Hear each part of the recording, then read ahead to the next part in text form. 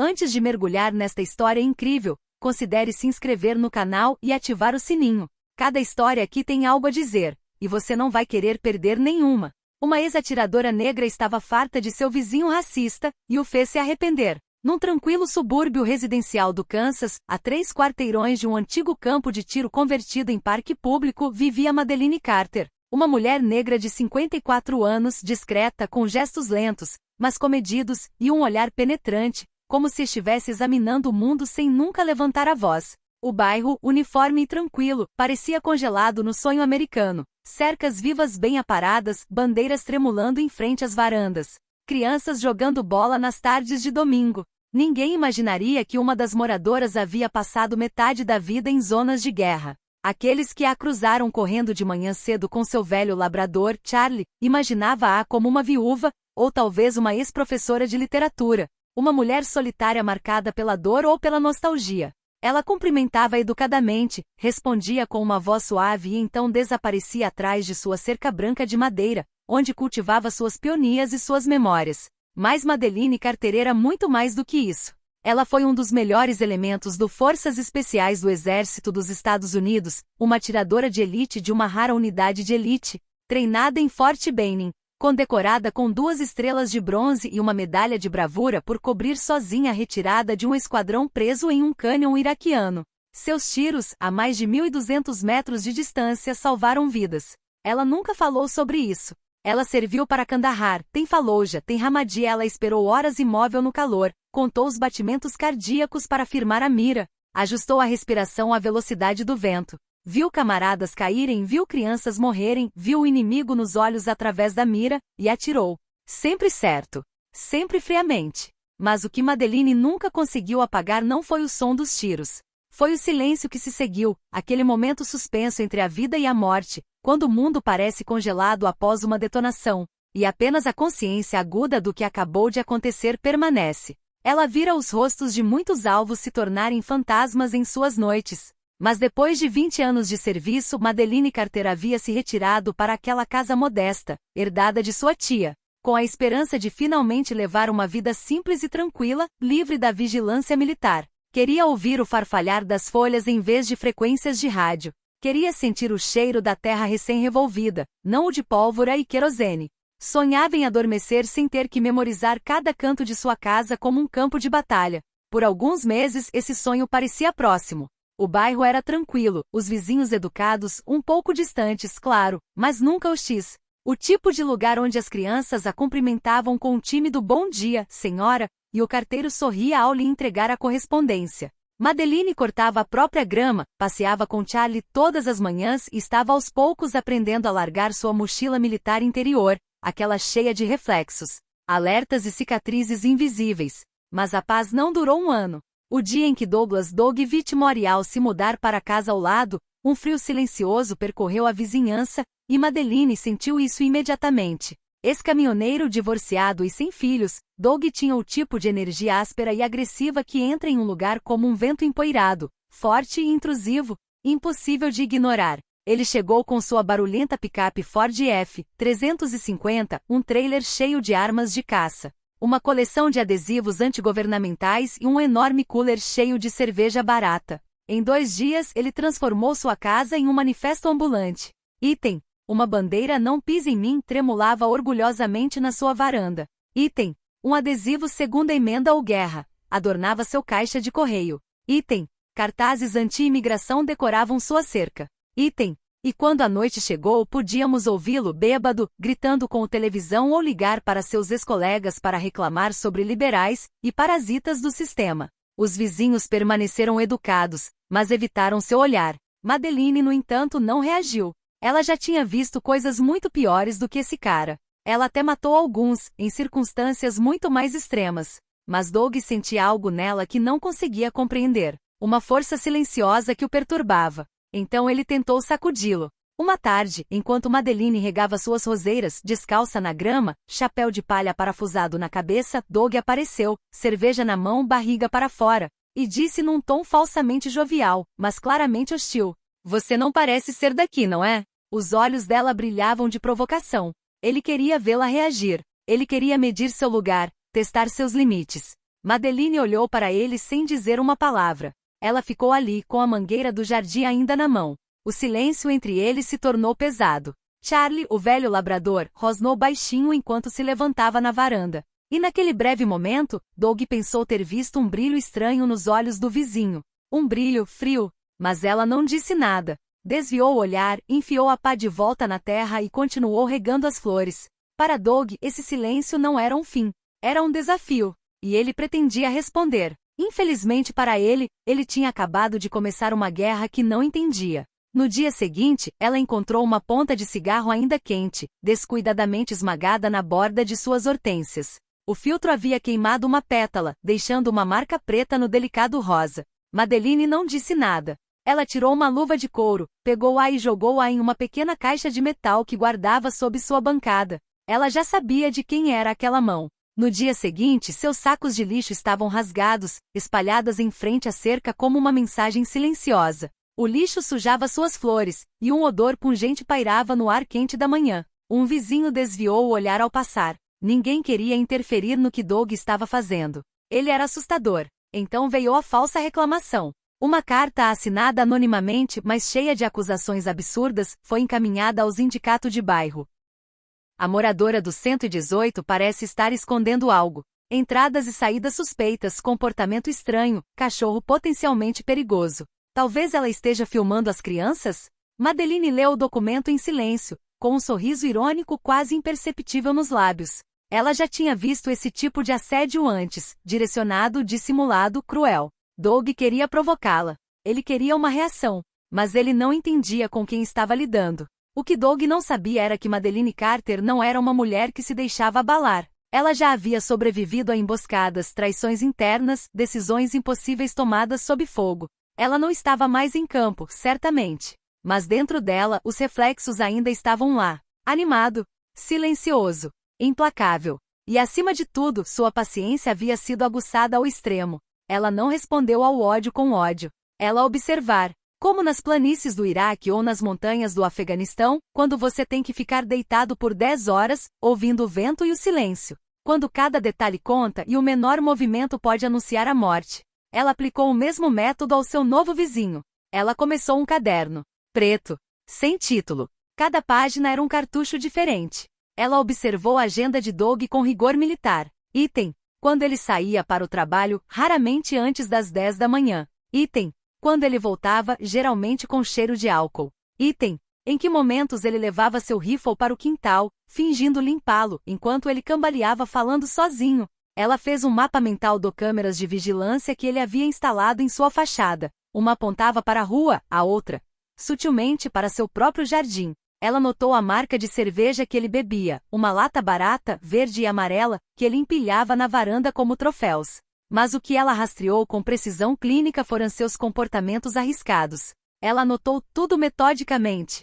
Item. Doug dirigia regularmente em boas condições bêbado. Ela gravou vídeos com ela telefone, motor ligado, copo na mão, gritos de insultos jogado pela janela aberta. Item. Ele armazenou armas desprotegidas em seu garagem. Ela o viu uma noite bêbado, exibindo uma rifle semiautomático para um amigo igualmente bêbado, colocando no chão contra uma parede sem qualquer segurança. A arma permaneceu ali à vista por horas. Item. Ele filmou pedestres negros no bairro. Madalena o viu várias vezes, meio escondido atrás de sua cortinas, telefone na mão murmurando insultos. Olha só, mais um por aí. O que eles estão fazendo? Está fazendo aqui? Ele gravou as crianças brincando no calçada. Ele sussurrou palavras que ela conhecia bem, palavras que em outros países justificaram guerras civis. Doug não era apenas racista. Ele era uma ameaça. E Madeline, ela não aceitou nunca uma ameaça levianamente. Em sua garagem, entre suas ferramentas de jardinagem, ela instalou discretamente uma pequena estação de observação. Sem armas. Sem violência. Apenas fatos. Evidências. E a calma de um estrategista. Naquela noite a lua banhava o bairro com uma luz pálida. O vento farfalhava as folhas de bordo, e o silêncio poderia ter sido tranquilo, se Doug Whitmore não havia decidido quebrá-lo novamente. Da janela do segundo andar, a voz rouca de Doug cortou a noite. Vá brincar de soldado em outro lugar, você está assustando as crianças. O tom era de zombaria, mas havia nesta frase uma nota ácida, um desprezo que buscava ferir, humilhar. O tipo de palavras que para outros poderiam ter desencadeado um grito, um tapa ou uma chamada à polícia. Mas Madeleine Carter não era como os outros. Ela ficou imóvel nos degraus da frente por alguns segundos, com a mão ainda na maçaneta. Ela não estava com raiva, ela estava lúcida, focada. Não foi o primeiro insulto. Não seria o último. Mas naquela noite algo mudou. Ela entrou calmamente. Desatou os cadarços das botas. Coloque a água para ferver em sua velha chaleira de ferro fundido. Então, num gesto tão natural quanto uma rotina militar, ela entrou em modo operacional. Sua garagem, até então um simples abrigo para ferramentas, tornou-se em poucas horas um centro de observação clandestino, digno de uma missão especial. Nada ilegal, nada visível do lado de fora, mas cada elemento tinha um propósito preciso, um ângulo dominado, uma justificativa técnica. Item: uma câmera infravermelha, discretamente instalado atrás de uma grade de ventilação voltada para a entrada de automóveis de Doug. Invisível de dia, formidável à noite. Permitiu Madeleine para monitorar viagens, encomendas suspeitos, manuseio de armas que Doug estava fazendo muitas vezes nas sombras.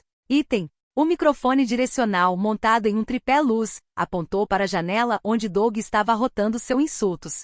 Configure para ignorar sons do ambiente e captar apenas as frequências precisas de sua voz. Cada insulto, cada ameaça, cada sussurro racista era agora arquivo. Item: um laptop ultra seguro, protegido por dupla autenticação biométrica colocado em um estabelecido. Em arquivos nomeados com a sobriedade de um agente inteligência, ela classificou toda a prova. Arquivo 01, comportamento agressivo verbal. Arquivo 02, manuseio de armas de fogo. Arquivo 03, sinais de radicalização. Arquivo 04, infrações de trânsito, condução em estado de embriaguez. Arquivo 05, assédio direcionado, Madeleine C. Dentro desses arquivos digitais, item: do vídeo de Doug gritando pelo seu jardim, sem camisa, cerveja na mão, proferindo insultos raciais dignos de outro século. Item: do capturas de telão Doug falando via Skype com um certo membro reivindicado por um grupo extremista local. Madeleine, com seu rigor militar, analisou as conversas de seus reflexos capturados em uma janela, graças a um filtro contraste térmico. Item: do sequências de vídeo onde vimos Doug tira armas da garagem e as coloca na mesa de trabalho jardim, e limpá-lo sem nenhuma segurança. Com crianças tocando a poucos metros de distância. Ela documenta cada violação com data, hora e ângulo de tiro. Como nas operações, sem emoção. Apenas os fatos. Concretude jurídica. Em nenhum momento ela tentou confrontá-lo de frente. Ela não bateu na porta dele. Ela nunca levantou a voz. Porque ela sabia. Ela sabia que Doug estava apenas esperando por isso. Uma reação, um grito, uma explosão que ele poderia filmar, virar contra ela, distorcer e brandir como prova de ameaça. Ela o tinha visto 1000 vezes em outros lugares, sob outras bandeiras. Então ela construiu o único tiro que nunca falha, o da verdade documentada. Em sua garagem, Charlie, seu velho labrador, dormia pacificamente sobre um cobertor, como se sentisse que sua dona, mais uma vez, protegia um território. Mas desta vez não foi o Afeganistão. Não era uma zona de guerra. Era a sua casa, a sua rua, o seu país. E desta vez, Madeleine Carter não estaria lutando com um rifle. Ela lutaria com evidências, precisão e a lei. 3 semanas se passaram desde o primeiro insulto gritado da janela de Doug. 3 semanas durante as quais Madeleine observou, coletou, compilou. 3 semanas durante as quais esperou pelo momento certo, o momento em que seu silêncio se tornaria uma arma mais poderosa do que qualquer bala. Então, numa manhã cinzenta e úmida de julho, Doug recebeu um pacote discreto em sua porta. Nenhum nome no pacote. Nenhum endereço de retorno.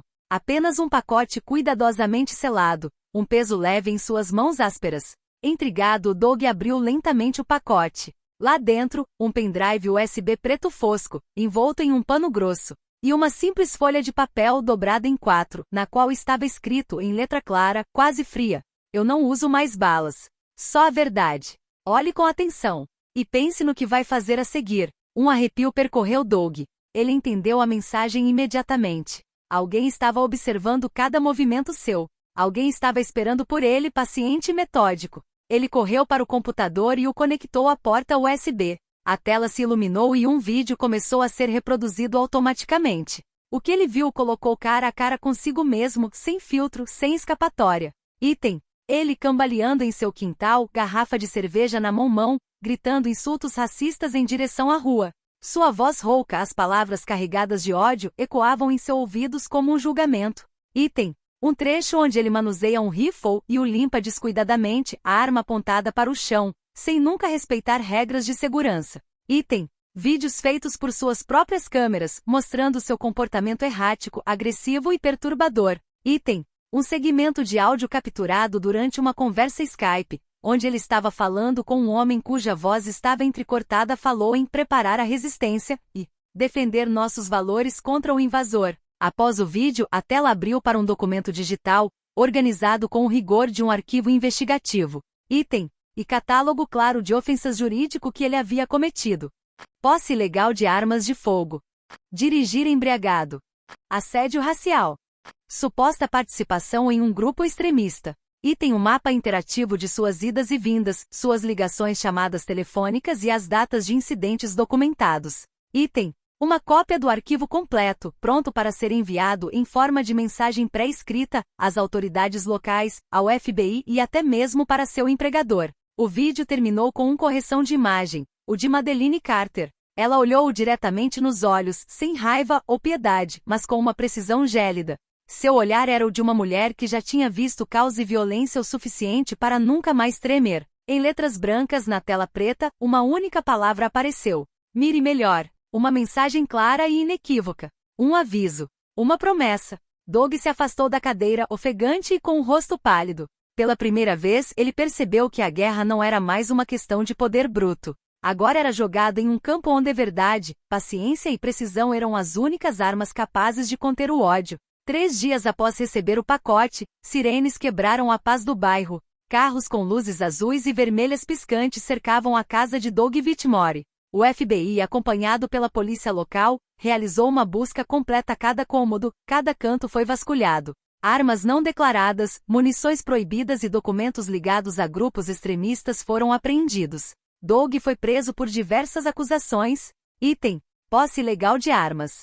Item. Ameaças motivadas racialmente. Item. Participação em uma organização terrorista local, de acordo com as evidências coletadas. A notícia se espalhou rapidamente pela vizinhança. Pouco a pouco, os vizinhos, até então silenciosos por medo ou resignação, começaram a confiar. Eles revelaram os comentários depreciativos, o comportamento agressivo e os olhares de ódio que Doug lançou sobre eles. Mas ninguém ousou reagir abertamente antes. Madeleine, por sua vez, quebrou esse silêncio. Enquanto isso, em seu jardim, Madeleine retomou sua rotina.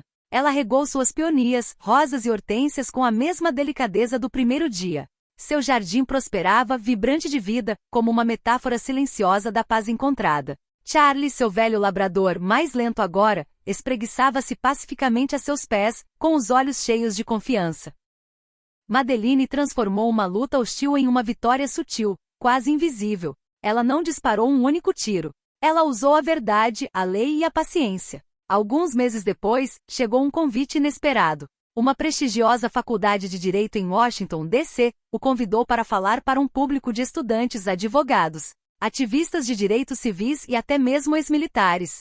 O tema: como neutralizar o perigo sem disparar um tiro, estratégia, prova e paciência. No palco, diante de um público atento, Madeleine, vestida sobriamente mas com elegância natural, falou: aprendi a mirar no coração. Não com uma arma, mas com a força da justiça. Depois aprendi a mirar no sistema, a perfurá-lo com evidências sólidas e irrefutáveis. Hoje não atiro mais para matar, meu objetivo é fazer a diferença. Seu discurso foi recebido com aplausos respeitosos. Ela sabia que sua luta agora era mais do que uma simples briga de bairro. Foi uma mensagem poderosa. A paz e a justiça podem triunfar sem violência.